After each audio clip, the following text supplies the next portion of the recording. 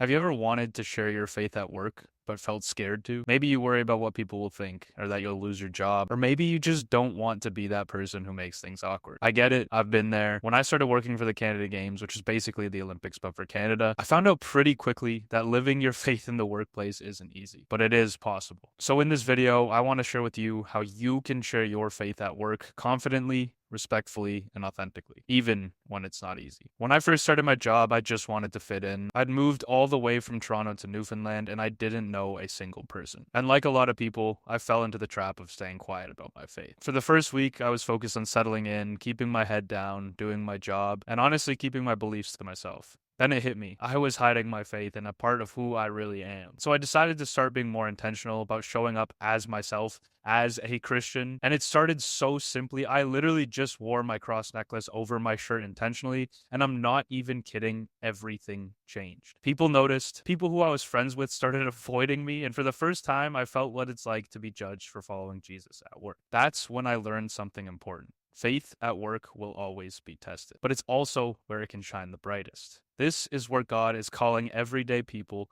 people like you and me, to reach places that pastors or priests might not be able to. I faced mockery, even from leadership. I had people make fun of Jesus right to my face. And yet through all of that, I actually grew stronger, not because I enjoyed it, but because it forced me to decide, who am I really living for? If you're facing that same pressure right now, remember this. Faith isn't about being comfortable. It's about standing with conviction. And when you choose conviction over comfort, God can use you in ways you never imagined. The first tip that I'll give you about sharing your faith at work is making your workspace a quiet witness. You don't have to preach to everyone. Your space can speak for you. Keep a small cross, a verse, or even one of those gospel booklets on your desk. It's not about being showy. It's about being consistent. When coworkers see that quiet reminder of who you serve, it opens the door for genuine, curious conversations. That's exactly what happened to me. Once I placed a few Bible verses on my monitor, along with a gospel booklet and a crucifix on my desk, people started asking questions, not to argue, but because they were curious. I even had some friends come up behind me and randomly give me a shoulder massage just to read the verses on my monitor so they could look them up later when they got back to their desks. And the number of people who'd stop by, pick up the gospel booklet on my desk, read it, and ask questions, it honestly convicted me. It showed me how something so simple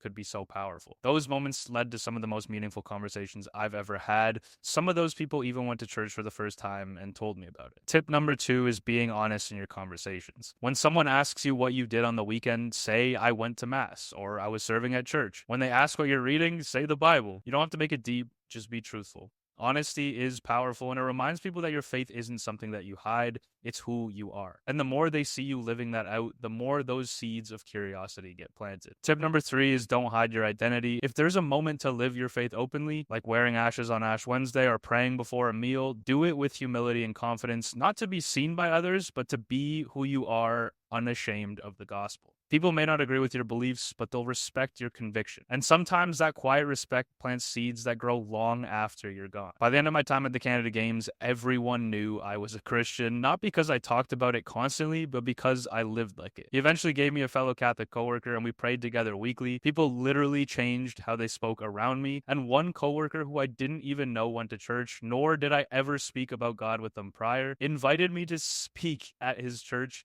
and then shared it in our all-staff chat so the entire office found out who I was. These moments, along with so many others, really stuck with me because it showed that people notice how you live even when you don't say a word. So if your workplace feels resistant to faith, remember this. You don't need to preach a sermon, you just need to live one. Start small. A symbol, a verse on your monitor, an honest word. Let your actions reflect the peace and purpose that come from Christ. And then let God grow your boldness over time. But with all that being said, it's still crucial that we use our words too. Our actions matter deeply, but words are how we share the actual message of the gospel. Sometimes it's less possible to speak, but we should always be ready when God opens that door, because when you care more about what Jesus thinks than what the world thinks, everything changes. The same God who gave you that job will sustain you in it. And if being open about your faith ever costs you that job, he'll still provide and place you exactly where you're meant to be. That's what's called being a white martyr. When you sacrifice something like your job for your faith,